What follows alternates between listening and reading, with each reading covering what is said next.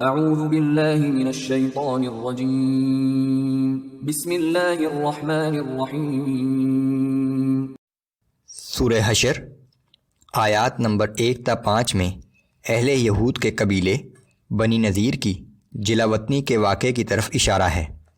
ان لوگوں نے مسلمانوں سے معاہدہ کیا، پھر منافقین کے اشارے پر اپنے کیے گئے عہد سے منحرف ہو گئے، لیکن اللہ نے ان کے دلوں میں ایسا روب ڈالا کہ بغیر لڑے جلا وطنی قبول کر لی۔ منافقین کو اس واقعے سے عبرت حاصل کرنے کی دعوت۔ بسم اللہ الرحمن الرحیم۔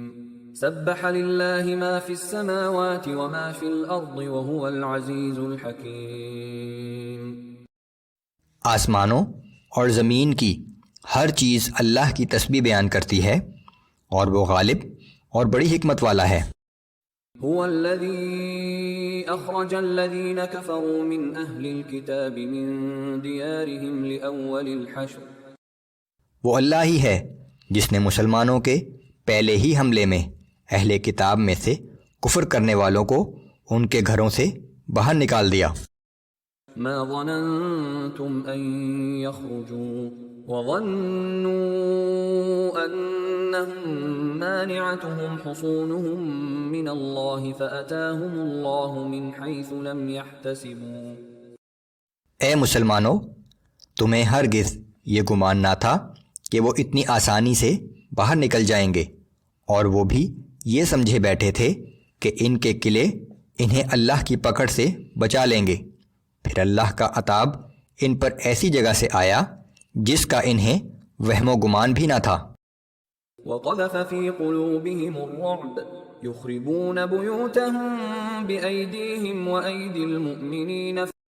اللہ نے ان کے دلوں میں ایسا روب ڈال دیا کہ وہ خود بھی اپنے گھروں کو مسمار کر رہے تھے اور مومنوں کے ہاتھوں بھی تباہ کروا رہے تھے۔ فاعتبروا يا أولي الأبصار۔ سو اے اہل بصیرت، اس واقعے سے عبرت حاصل کرو۔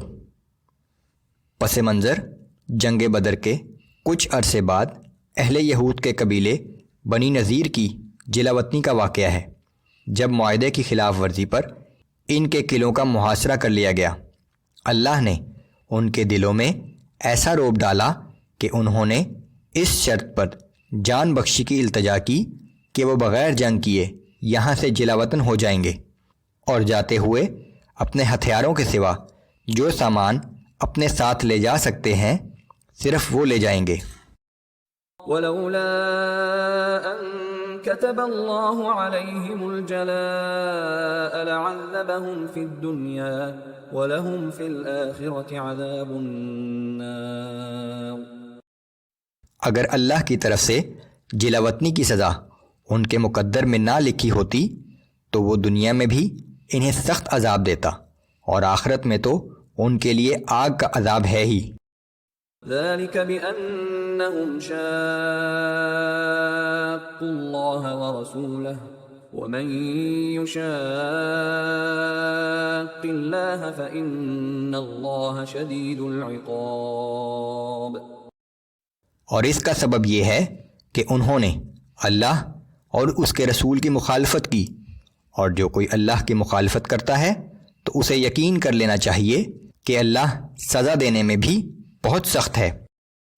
ما قطعتم من لینة او ترکتموها قائمة على اصولها فبإذن اللہ وليخزي الفاسقین۔ اے مسلمانوں، جن کھجور کے درختوں کو تم نے کاٹ ڈالا یا جنہیں ان کی جڑوں پر قائم رہنے دیا تو یہ سب اللہ ہی کے حکم سے تھا، اور اس لیے کہ وہ نافرمانوں کو ذلیل و رسوا کرے۔